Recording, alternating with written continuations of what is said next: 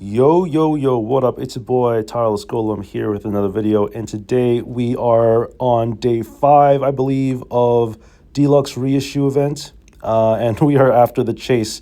Professors, researchers here and there. We've been averaging over one professor's research a day. We've actually got 6 professors' researches in the span of the first 4 days, and we are on day number 5. So actually, we could honestly like go a couple more days without having a professor's research and still be like averaging one professor's research a day. And it's thanks to some of y'all who've been, graciously donating professor's researches to me for the cause and for the giveaways. It's been a lot of fun. But we're gonna go ahead and open up some packs first. So the first thing I want to do is, I guess I will collect my daily missions. It's going to be a bit of a longer video because I do have a few things to talk about. Let me just see here. Okay, so we've got a bunch of these solo battle reward packs. I'm actually going to start opening them now because we have time, and I do want to like see if I can open up some of these. All right, so we got a Genesect. I don't think the Genesect is very good. I don't think any of these cards are very good, honestly. This stack does 20 more damage for each steel energy attached to this Pokemon. All right, let's go ahead and open up the next one. All right.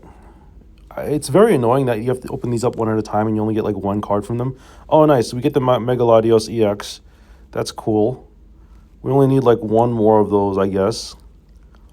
And I think once I get to like 2 of everything, I'm probably just gonna stop, honestly, because I feel like this entire event, there's nothing really exciting going on. The cards are cool, but I think this Mega Latios might be like one of the worst cards ever, honestly.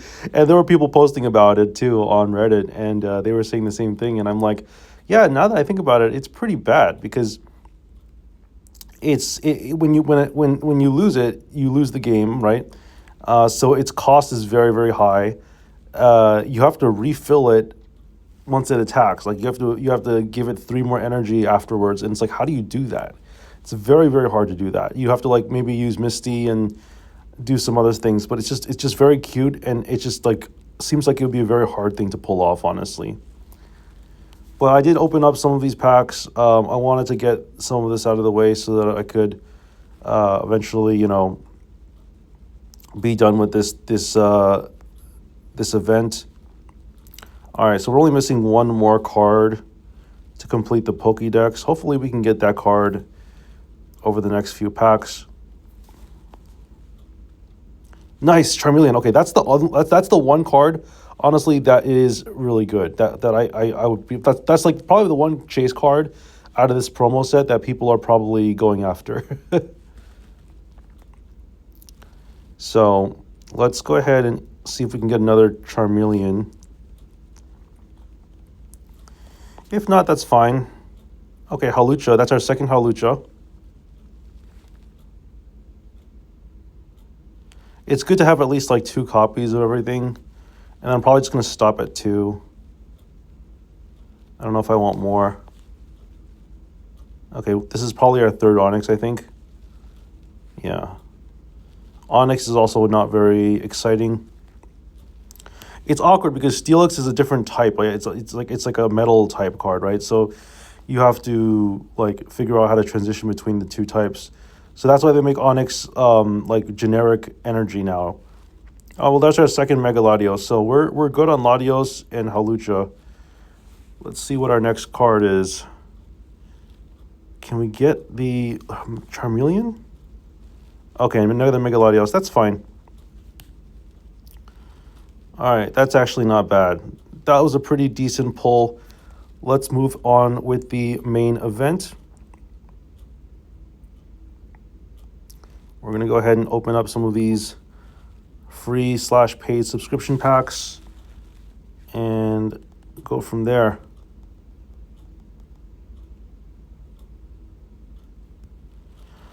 I am definitely on the hunt for certain cards as well. Like there's still, I think I still want Pidgey and like Pidgeotto.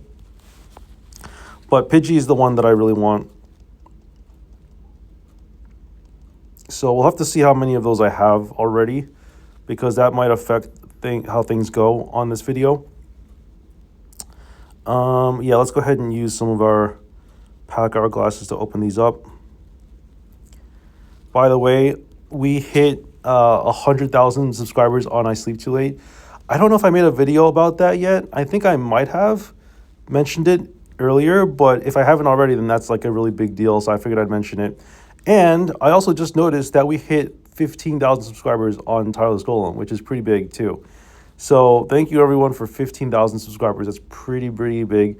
And there's a lot of conversations right now about what's going to happen to the channel and what we're going to do about how the giveaways are going to work. So we're going to talk about all of that in this video today.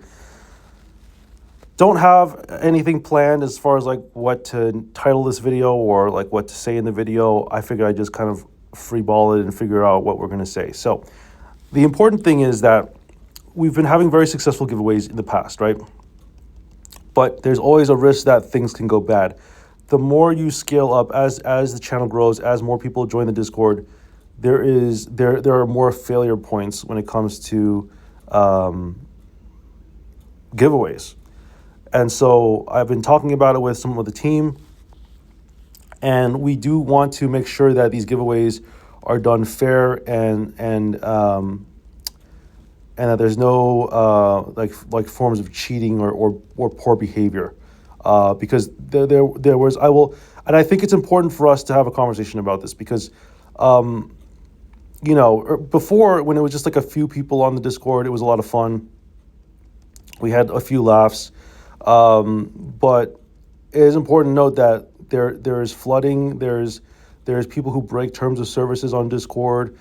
So anytime you have a Discord server or you know, a major public server, even if it's a few small people here and there, you're going to get some bad apples that will break terms of service and all that other stuff. So we were trying to prevent things from like that from happening. We noticed towards the end of the last giveaway, there were just like a surge of like people joining the server and doing the giveaway thing, and it was a little bit suspicious. So we ended up taking action to prevent that from happening. But we're definitely going to have to figure out like basically a more streamlined approach to doing the giveaways. We're working on that right now, currently with the rest of my team, the rest of my mods on the Discord. So it's something that we're still actively working on. But I just wanted to let y'all know that if in case you haven't heard any updates about the giveaways and like, oh, when's the next giveaway? That's part of the reason, right? Is because we're trying to make sure that it's a fair playing field for everyone. Because as you know, this game is getting more and more in demand. It's getting more and more popular. People are coming to the Discord, and people are asking me for a lot more stuff more often, right? So I would say probably like in the past, I was able to like give things away to people that I felt comfortable giving to, because they were like pretty active in the channel. They were pretty, you know, commented on my videos, and I still like doing that. I still love rewarding people for, you know, participating in the server. So in case y'all didn't know, I did open a Cyrus a few days ago, and instead of just making that into a giveaway, I gave it away to a very special fan, JV, who has been very active on my channel, and I felt like, you know, absolutely deserved the Cyrus for just being an active member, an overall good supporter of the channel. That's ultimately like what you want, right? You don't want to just do a giveaway and just give it away to some random person who probably doesn't care about the channel as much, who just randomly entered the giveaway and decided to win and then randomly gets it. I mean, that's fine. There's not a problem with that if that's how you set up the rules, right? But with the Cyrus, I didn't have any specific rules I had set up. I figured I'd continue opening up Cyrus packs until I open up more Cyruses after the Professor's research is over. But yeah, I mean, I think that the goal is to just figure out how to do these things in an ethical manner, in in a way that is like fair for everyone, pretty much. Now, one of the things that we're definitely looking into right now, right, is the tournament thing. I think that the tournaments would probably be the way to go for some of these professors' research giveaways. They're not really giveaways per se, but they're like tournaments where the winner of the tournament wins. Well, I get to trade them with professors' research, and they get to give me whatever they want, basically. So that would be the next step, right? Because first of all, it's a lot more interesting than just a giveaway. There's actually skill involved, right? Because who wouldn't want to play a game to win things that are part of the game? Like it makes intuitive sense to have a tournament. The only problem is I've never actually personally ran a tournament, so I don't know exactly what it's like doing that. It's a little bit tricky because unlike in other games where you can spectate games and you can look at what other people are doing, you can't really stream a tournament on this game. It's kind of like there's no way to do that in this game. I think it's just like when you battle someone, it's just you and that other person, and nobody else can see it unless you like stream your phone on YouTube or whatever. So that's just not possible, right? To have everybody like feature their game or whatever. So we're trying to figure out how to best host a tournament, and I think that it might just have to be one of those things where it's like an offline tournament where people can play the game the way they want to, and then they just have to self-report their winnings. So if somebody won the game, they'd have to report that they won the game. Here's the tricky part about this, right? And this is why I say it's very tricky as you scale up and as you get bigger and you make tournaments and stuff like this. There is something called win trading. I don't know if you all know what win trading is, but win trading is a very real thing that has affected a lot of other games unfairly and has led to a lot of backlash and controversy. So win trading is when basically a bunch of people join a tournament or some sort of ranked season or something, and then they conspire. Oh, nice, a Pikachu EX. They conspire and they exchange wins. So like I just give you the win, you give me the win back, and they do it in such a way that it is unfair to the rest of the people in the ladder who are not part of the circle, the inner circle, I guess you could say. It's a very studied phenomenon, and it's something that could easily be enacted. It's easily something that could be a problem in this game if they don't have like ways to monitor it, right? And I wouldn't be surprised if people already found ways to do that in this game, and that's something that I don't think people really talk about because there's not enough evidence for it. There's nothing out there about it. It's just one of those things where it's like, people don't really talk about win trading, but it happens in every single game. Every single game it happens in. So it is something that we have to be careful of. We always try to take a hard stance against cheating and all this and unfair policies. I mean, I'm sure that if any of this stuff were discovered, the app would obviously flag it, and people would be in trouble or get banned from playing. But the problem is that if you're hosting a tournament offline or like on a Discord, there's no way to really monitor that, right? There's no way to really like say, oh, okay, we're gonna do this a certain way. It's really hard to do that.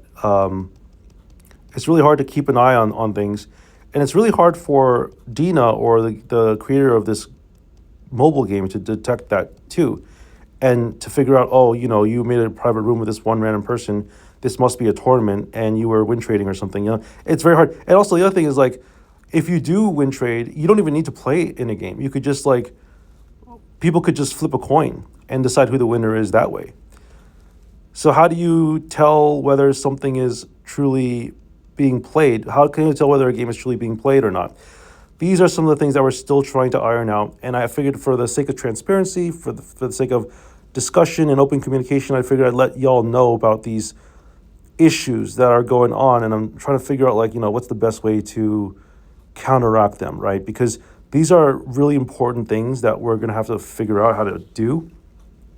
if we're going to actually take tournaments seriously, and if we're going to actually start figuring out, like, how to do this. Because there's a lot of different ways to solve it. There's many different solutions. There's obviously many different wrong solutions. And there might even be one best solution. But at this point in time, I haven't figured out that one best solution yet. I don't know how you solve win trading in this game unless the app includes more features in it that allow you to, like, spectate other people's games and stuff. It's just a little bit tricky, right? Because there's so many things, there's so many factors that go onto it, and we're limited by the limitations of the app. That because this game's only been a couple of years old now, right? Not even a couple of years. So there's still so many things that they're developing and working on, I'm sure. And it's really exciting. It is very exciting.